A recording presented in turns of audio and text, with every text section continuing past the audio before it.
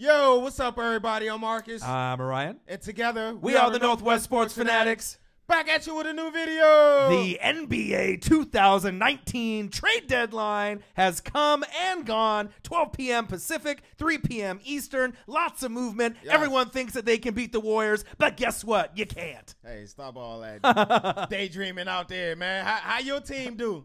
How y'all team do at the trade deadline, man? I don't talk basketball. Feel like we don't talk basketball enough, man. We got to get them educated. I got this up here about the.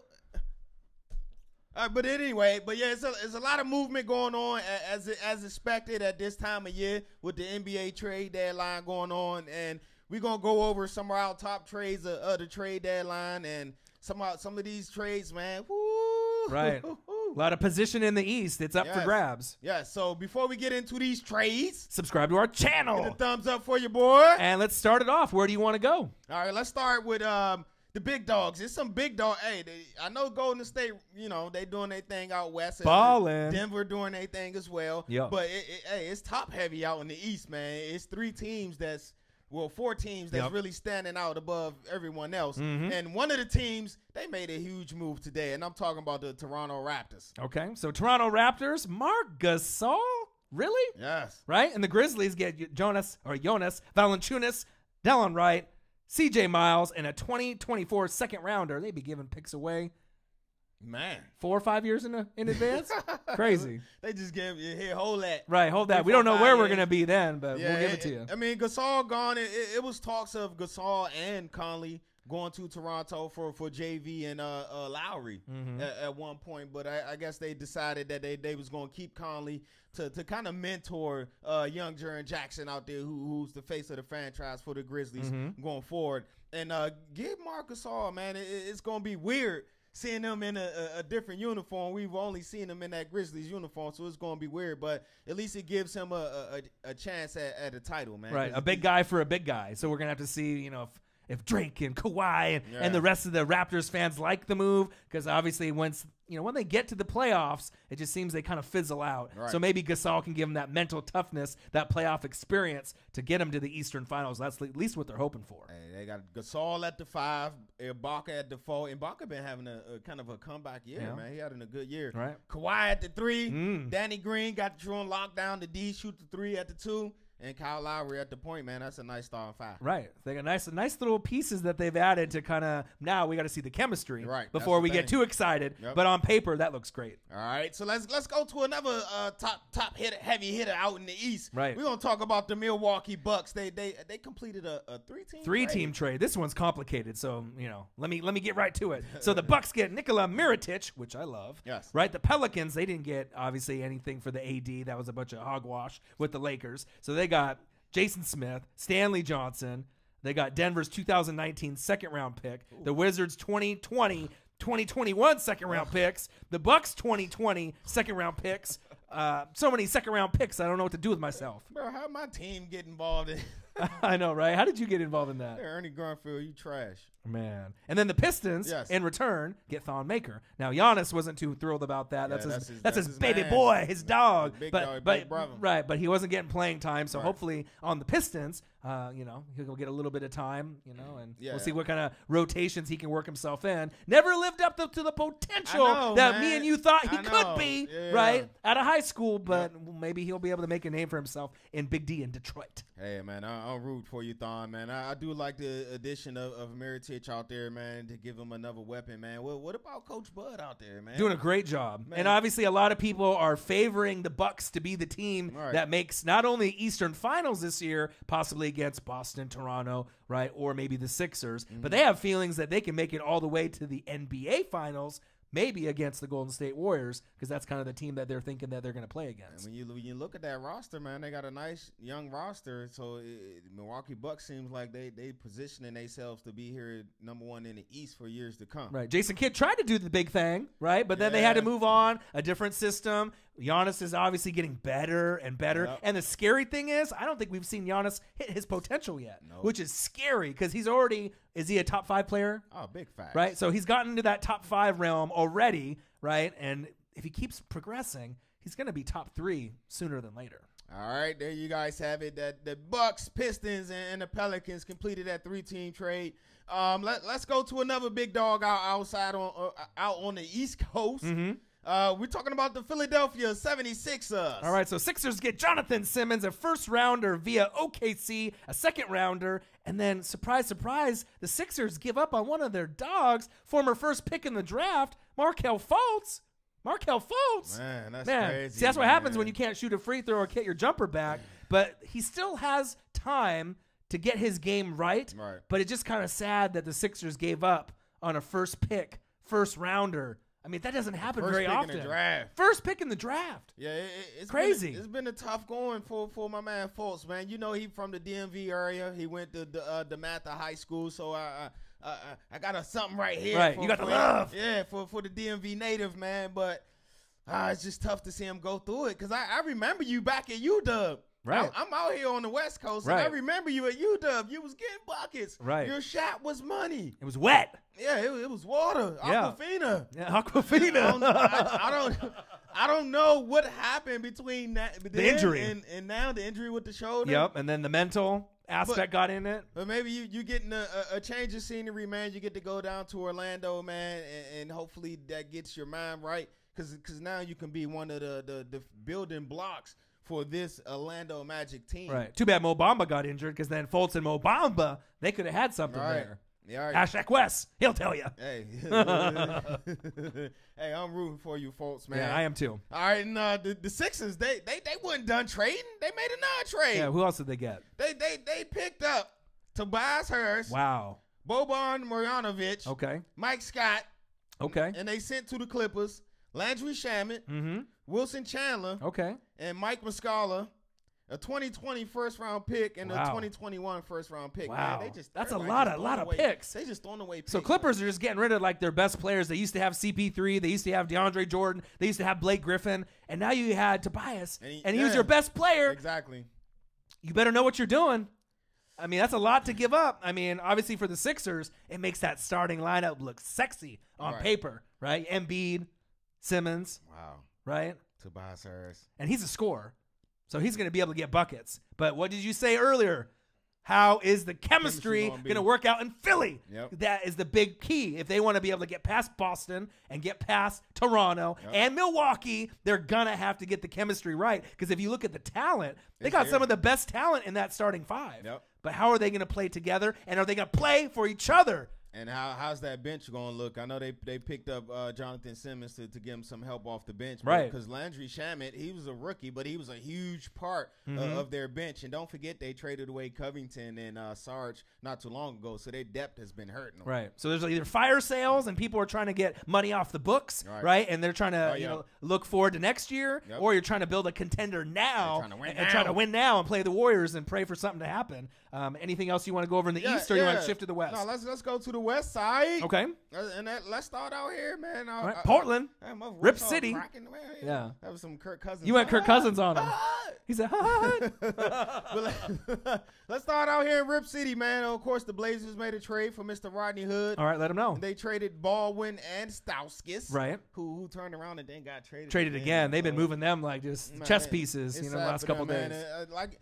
Stauskas actually played pretty good when he got the opportunity to play out here. That's just been his MO his whole career because I liked him coming out of Michigan, man. We thought he was going to be pretty good. He just hasn't had that consistent playing time or that consistent opportunity. Right. And what you think Rodney Hood going to do for the Blazers out here? I think coming off the bench, I mean, obviously being anywhere but Cleveland without LeBron James there is going to be a nice, nice homecoming because obviously the fans will support him. He doesn't have to give you a lot. We just need defense, rebounding. Give us 8 and 4, 8 and 5. I mean, depending on how much minutes Stotts will let him, progress in the lineup. But I mean, they are trying to make a push. I also noticed that Swanigan obviously is no longer on the team, so I don't know if I'm happy about that. They but traded Biggie Swanigan for Skylar Bassier from the Kings, who. I don't know if I like that or not. That's another thing with him, too. He's still a young player. I know he came out of Kentucky his freshman year, so I want to say he's no older than 24 in Labassiere. But he got game. He just don't got opportunity to play. And I don't know if he's hurt right now or not, but I think he can be valuable, man. The big thing is Portland has got too many forwards, too much money tapped into, Myers Leonard and the rest of these forwards, and we fucked up by paying too much to too many guys, and our team has not been the same since LaMarcus Aldridge was on the team. When we had LaMarcus Aldridge, you had the point guard situation handled with Dame, and then obviously it shows you the value of a great power forward or small forward. If you don't got one, I mean, with ET and Harkless, I mean, you got guys that are like guys that could be like six man and guys off the bench. Right. But when you force these guys to start, sometimes it doesn't work. So we'll have to wait and see with Rodney Hood and his rotation. But if I had to give it a grade, I'd give it a B+. I like it. And if we're trying to get to maybe not the Western Conference Finals, but at least get to the second round and hopefully beyond, that's going to be a key piece that they're going to rely on in Rip City. Yeah, man, I like Rodney Hood, man, and I like the Utah Rodney Hood. I like the Utah Rodney Hood, too. When he went to Cleveland, man, I think it was all up here playing with LeBron and then this team this year. So a losing mentality doesn't breed success when you're going to a team like that. Put him back in the winner circle, man, and we'll see him get his thing off again. So salute to Rodney Hood. One other team I want to go over with the West, with the Mavericks, obviously with Luka Doncic. Yeah. We saw Tim Hardaway Jr. and some movement there. And obviously, so the Mavs got Zach Randolph, Zebo, and Justin Jackson. I like Justin Jackson. Right? And then the Kings get Harrison Barnes, but you don't even let him know when he plays in the game last night. Give the man a phone call, a text, something. Like a little like an Instagram notice, something. But hey, Harrison Barnes, you can ball for my squad any day. You know what that man said? What'd he say? Keep me in the game. Right. So what? I got traded. Let me finish my sweat. Right. Let me get my run in, coach. Don't take me out. He wanted to stay in the game and finish competing, man. Those type of competitors you like to see, man. And I'm interested to see what he's going to bring to this Kings team. I do believe they maybe 3 or 2 games back of the AFC, somewhere like that, with De'Aaron Fox playing great. And, really improved. Yeah, and Cauley Stein. So now I'm interested to see him bring some of that championship pedigree from the Warriors over to the Kings and teach them the ways, man, and they continue to grow. Because Harrison Barnes still a young cat, too. He can't be no older than, 26, 27? Something like that, right? So you got time. Right. It may not be the white chocolate Kings with Chris Webber, you know what I mean? But with the core that they have. They're exciting, man. They're exciting to watch. And I think out of all the rookies from the last couple of years, De'Aaron Fox might have made the biggest strides out of any young player that we've seen in quite some time. They still got a long ways to go, but if they can get a couple more picks, maybe a couple free agents, they could hit that 6, 7, 8 seed probably sooner than later. They got a young squad, man. Bagley, Bojan, the other Bojanovic. Right. All right, so last but not least, the Washington Wizards give Marcus trash depression. Yes. Man. I go from the Redskins to this. Right. You got Redskins, the Nats. Yeah, man. Right? The life of a DC sports fan, it is rough. Yeah, it's all bad, man. At least we got the Caps. Right. You got the Stanley Cup, though, with Ovechkin. So that had to give you Ovi, a little. That, right? Ovi. Right. Ovi gave you something. So you want me to go over it real quick? Yeah. All right. So the Wizards get Wesley Johnson. The Pelicans get Markieff Morris and a 2023 second rounder. I didn't really know how I felt about that. I mean, you being the Wizards fan, you'll let me know. But on paper, I didn't really like it. I mean, I know Morris hasn't been fully healthy all season, but we'll see what Wesley Johnson can give you. Hey, the thing with Morris this year is, like I said, he's been injured, and to me, he's been asked to play out of position. He's been playing a lot of center, and he's been getting bodied and pounding, so maybe that could have contributed to the back issues that he's been having. But his production definitely wasn't the same. His effort, his energy wasn't the same this year, so maybe maybe he was a lot more injured than what he led on to be.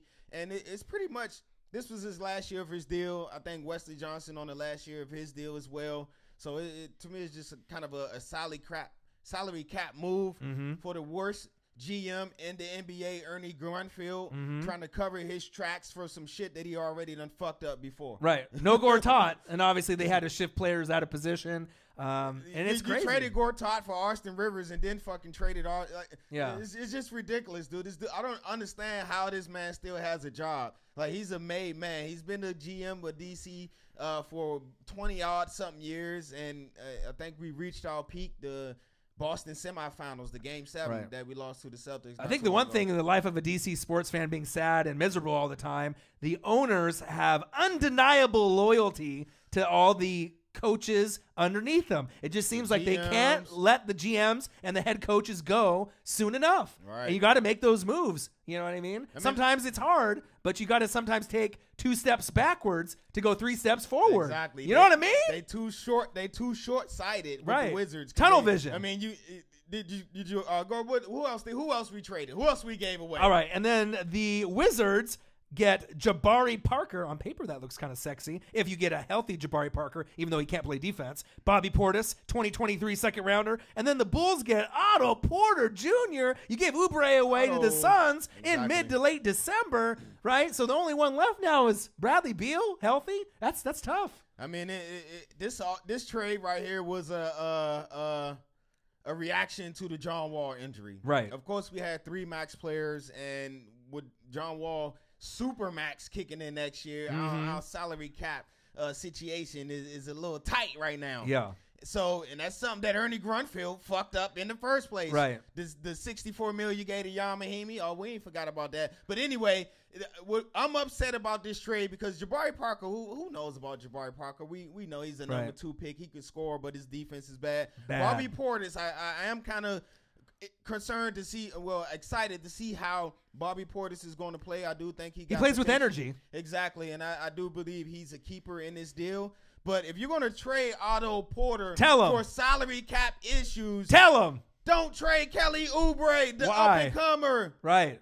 And if you got the number 15 pick in the draft at small forward, and you just traded Otto and Troy Brown don't get at least 20 to 25 minutes a game. Play the damn. We got to fire Scott Brooks too, man, because what is we doing out here in D.C.? Yeah, they definitely need to find someone new. It kind of makes me wonder, like, we see Mark Jackson on TV, and he's calling games. Please come back to coaching because the NBA needs someone with an intelligent mind that can get the guys and the troops riled up and have a winning mentality to win games. Because if they would have kept a chunk of the roster, Mark Jackson could lead the Wizards deep into the playoffs. But when you got a guy that doesn't even know who he has at first-round pick in Troy Brown, and you're not even giving him minutes, and then they interview him, and they say, why are you not giving him minutes? And he says some bullshit answer. It's tough. I get it. Yeah, Life of a DC sports fan, man. Get that guy out of here, man. Get Grunford out of here, man. And I feel bad for really is Bradley Beal. Yeah. Each and every night this guy's going out. He's playing defense. He's scoring. He's passing. He's rebounding. He's doing it all, man, and he just don't got no help, and he ain't got no help because of a incompetent GM that's fucking still has his job after 20 years of putting shit product on the court, man. Yeah.